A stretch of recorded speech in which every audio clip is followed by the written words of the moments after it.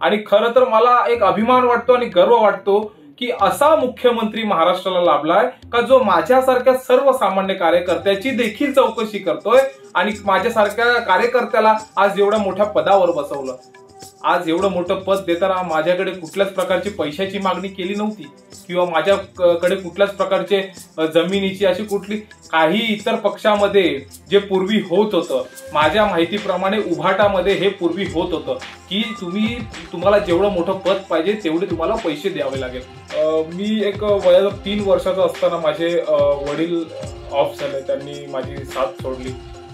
तशा या म्हणजे माझ्या कुटुंबियांवर मोठं संकट, दुःखाचं संकट असं त्यावेळेस आलं होतं। त्यानंतर खरं तर माझ्या आईनेच आमचा सांभाळ केला आणि आज मी माझा जो प्रवास आहे या प्रवासामध्ये मला सगळ्यात मोठी साथ जी मिळाली ती माझ्या आईची आहे। आणि खरं तर मध्यंतरी माझ्यावर एक काही राजकीय घडामोडी घडल्या होत्या जे षडयंत्र रचून मला चुकीचं दाखवण्याचा प्रयत्न केला होता। म्हणजे मला म्हणजे ओव्हरऑल सांगायचं गेलं का मला फसवण्याचा जो प्रयत्न करण्यात आलेला, परंतु मला एवढंच सांगायचं का मला तिकडे बदनाम करण्याचा प्रयत्न केला, पण मी ते बदनामी सर्व सहन करून देखील माझ्यावर लावलेले खोटे आरोप हे देखील मी सहन केले आणि ते सर्व सहन करताना तेव्हा मी एक सामान्य कार्यकर्ता म्हणूनच काम करत होतो।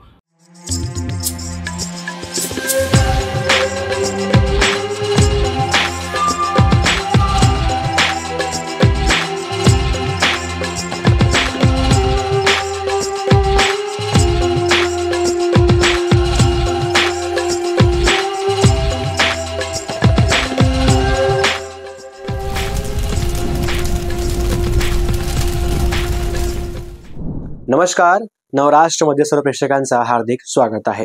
आज आपल्यासोबत पालघर जिल्ह्याच्या शिवसेनाच्या शिंदे गटाचे सौरभ अप्पाजी असणार आहेत। मी कार्यकर्ता या स्पेशल एपिसोडमध्ये आज आपण सौरभजी यांच्याकडे पालघर जिल्ह्याच्या कारभार सोपला आहे। आज आपण त्याच्याशी संवाद साधून घेऊया कसा काय त्यांचा राजकीय प्रवास होता, कार्यकर्त्यापासून आज पालघर जिल्हा अध्यक्ष म्हणून त्यांची एक ओळख झाली आहे।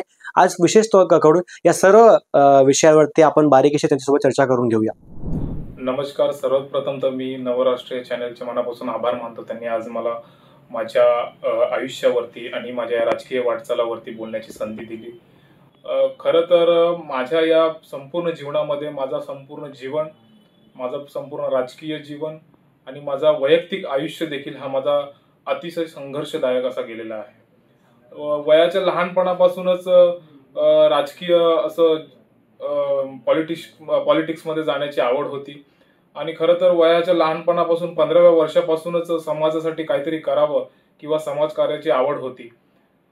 मी एक वयाच्या 3 वर्षाचा असताना माझे वडील ऑफ झाले, त्यांनी माझी साथ सोडली।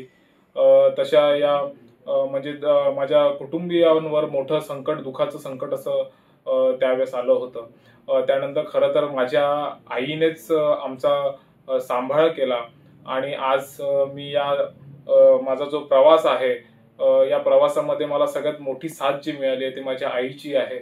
आणि खरं तर या राजकीय जीवनामध्ये काम करत असताना वयाच्या 15व्या वर्षापासून मी सुरुवात केली आणि एक छोटे मोठे कुठेतरी काम करत असताना हळूहळू एक राजकीय वाटचाल माझी होत राहिली आणि त्यामध्ये मी पूर्वी देखील मी शिवसैनिक म्हणून काम करत होतो, परंतु माझं लहानपणापासूनच एक शिंदे साहेबांवर एक वेगळं प्रेम होतं आणि प्रेम आहे, कारण शिंदे साहेबांना बघून एक वेगळी एनर्जी आणि एक वेगळी ऊर्जा एक आम्हाला मिळत असते।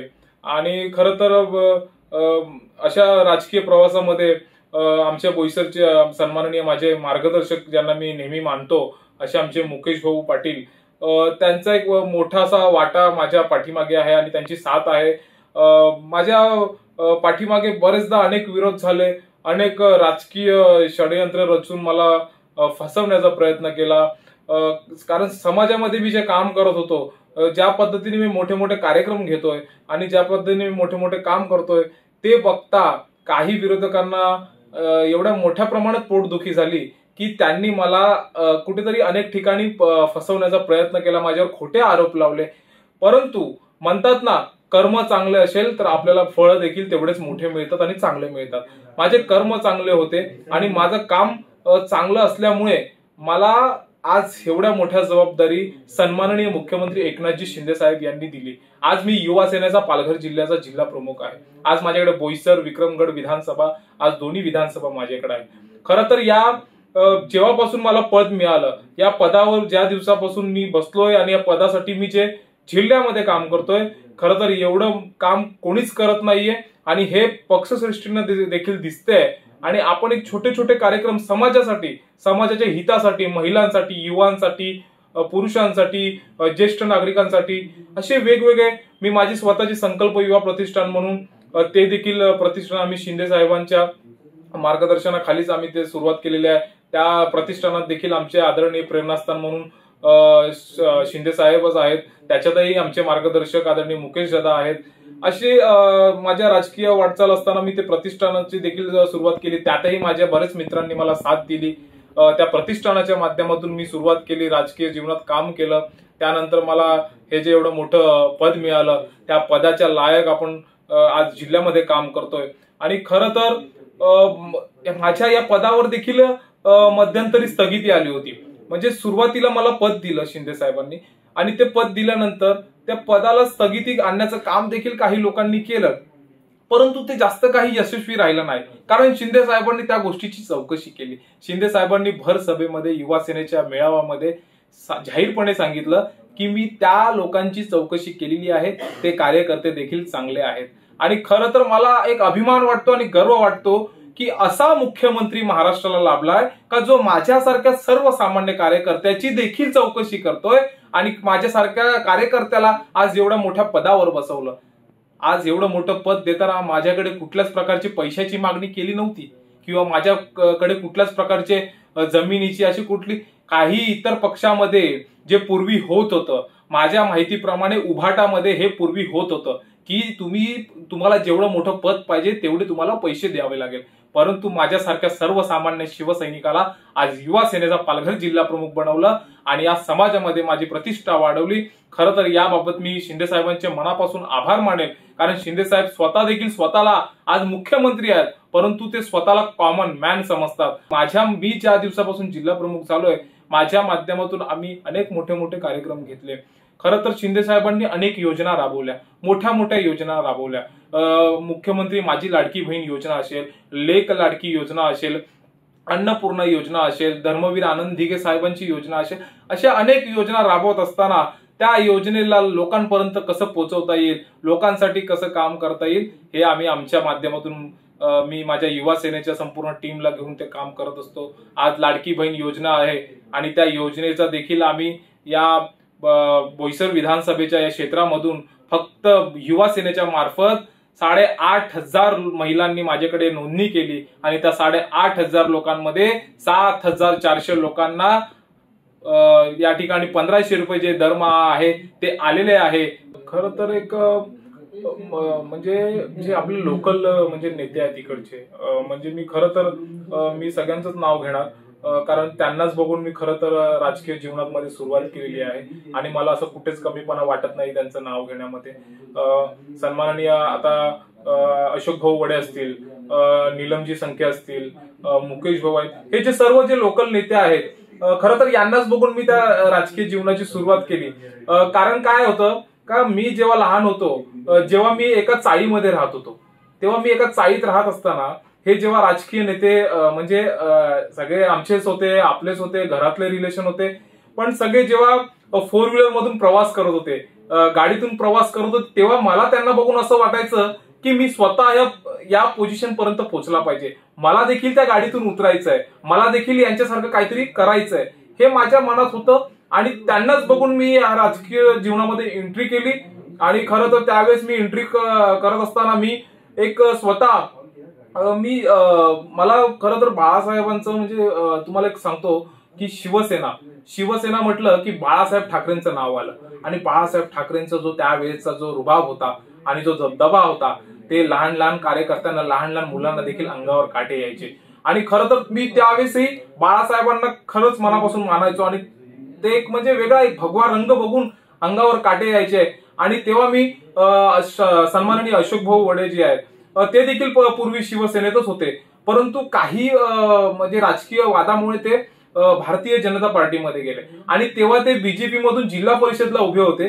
तेव्हा मी स्वतः बीजेपीचा झेंडा घेऊन त्यांचा प्रचार केला होता, कारण ती व्यक्तिमत्व तशी होती आणि त्या व्यक्तीसाठी देखील आम्ही त्या टायमाला माझी राजकीय सुरुवात म्हणायला गेलो तर तिकडूनच माझी राजकीय सुरुवात झाली. त्यानंतर मग मी शिवसेनामध्ये जोडलो. नीलम संख्या असतील, मी त्यांच्याबरोबर बरेच वर्ष काम केलं. म्हणजे एक तेव्हा आवड होती माझी, एक फोटो काढण्याची एक खरी तर आवड होती. मग मला त्यावेळेस मी नीलम संख्या यांच्यावर काम करत असताना त्यांनी मला सोशल मीडियाची जबाबदारी दिलेली होती. त्यांच्याबरोबर काम करत होतो. आमचे मुकेश भाऊ आहे, त्यांच्याबरोबर काम करत होतो. खरं तर म्हणजे जो प्रवास आहे तो सुरुवात जी झाली ती अशोक उडे यांच्याकडून झाली, कारण त्यांनीच राजकीय जीवनामध्ये लहानपणी म्हटलं तर मला सहकार्य केलं. खरं तर राजकीय जीवनामध्ये प्रत्येकाकडून चुका होत असतात. मग तो मोठा नेता असो किंवा मंत्री असो किंवा कुठल्याही मोठ्या पदावर असो, चुका हे प्रत्येकाकडून होत असतात आणि ते चुका झाल्यानंतर आपल्याला स्वतःला ते सावरून घ्यायचं असते. आणि खरं तर मध्यंतरी माझ्यावर एक काही राजकीय घडामोडी घडल्या होत्या, जे षडयंत्र रचून मला चुकीचं दाखवण्याचा प्रयत्न केला होता. म्हणजे मला म्हणजे ओव्हरऑल सांगायचं गेलं का मला फसवण्याचा जो प्रयत्न करण्यात आलेला. परंतु मला एवढंच सांगायचं का मला तिकडे बदनाम करण्याचा प्रयत्न केला, पण मी ते बदनामी सर्व सहन करून देखील माझ्यावर लावलेले खोटे आरोप हे देखील मी सहन केले. आणि ते सर्व सहन करताना तेव्हा मी एक सामान्य कार्यकर्ता म्हणूनच काम करत होतो. आणि तेव्हा एक सामान्य कार्यकर्त्याला पुढे जाऊ नये, सामान्य कार्यकर्ता हा त्या पदापर्यंत पोहोचू नये म्हणून मला त्या पूर्ण जाळीमध्ये फसवण्याचा प्रयत्न केलेला आणि ते राजकीय षडयंत्र होतं. पण मी माझ्या स्वतःवर एवढा मतावर ठाम होतो की या सर्व विरोधकांना उत्तर दिलं आणि ते उत्तर हे होतं की मी पुन्हा मैदानात उतरलो आणि मैदानात उतरून मी प्रामाणिकपणे काम केलं आणि कामाच्या रूपामध्ये मला जो फळ भेटलाय तो फळाच्या रूपामध्ये जो फळ असतो म्हणजे आपण मेहनतीचं फळ म्हणतो ज्याला, ते मला भेटलं. ते हे युवा सेनेचं जिल्हा प्रमुख आणि माझ्यासारखा सर्वसामान्य कार्यकर्ता आज ह्या जिल्हा प्रमुख पदापर्यंत पोहोचलाय ते फक्त आणि फक्त शिंदे साहेबांमुळेच. की आता काही महिन्यांपूर्वी लोकसभा झाली, त्या लोकसभेमध्ये सर्वात जास्त महायुतीचा खासदार निवडून आणण्यासाठी सगळ्यात जास्त जी मेहनत घेतली आहे ती युवा सेनेने घेतली आहे. आणि ती युवा सेनेमध्ये काम करत असताना जशी लोकसभेला आम्ही मेहनत घेतली आहे महायुतीच्या उमेदवारासाठी, तशीच माझी मेहनत जी आहे ते मी स्वतःसाठी, मला असं वाटतं का येणाऱ्या 5 वर्षामध्ये जसं आपण सांगितलं, माझ्या माहितीप्रमाणे या 5 वर्षाच्या दीर्घ काळामध्ये लवकरच आपला बोईसर हा नगरपालिका क्षेत्रामध्ये रूपांतर होईल किंवा बोईसर पालघर हा महानगरपालिका क्षेत्रामध्ये रूपांतर होईल. आणि ह्या संपूर्ण महानगरपालिकेमध्ये जेव्हा कधी निवडणुका लागतील तर नक्कीच एक सामान्य कार्यकर्ता म्हणून मी पुन्हा ती संधी घेईन, मी संधी मागून घेईन. कारण माझ्यातला जो चळवळपणा आहे, जी माझी मेहनत आहे ते बघून मला तरी असं वाटतं की सन्माननीय मुख्यमंत्री एकनाथजी शिंदे साहेब माझ्यासारखा सामान्य कार्यकर्त्याला, जरी मी कार्यकर्ता असलो, जरी मी कुठल्या पदावर नसलो तरी मला संधी देतील आणि मी ती संधी नक्कीच मागून घेईल आणि एक युवा म्हणून समाजासाठी काम करण्यासाठी त्या निवडणुकीमध्ये उतरून स्वतःला 5 वर्षात कुठेतरी डेव्हलप करेल.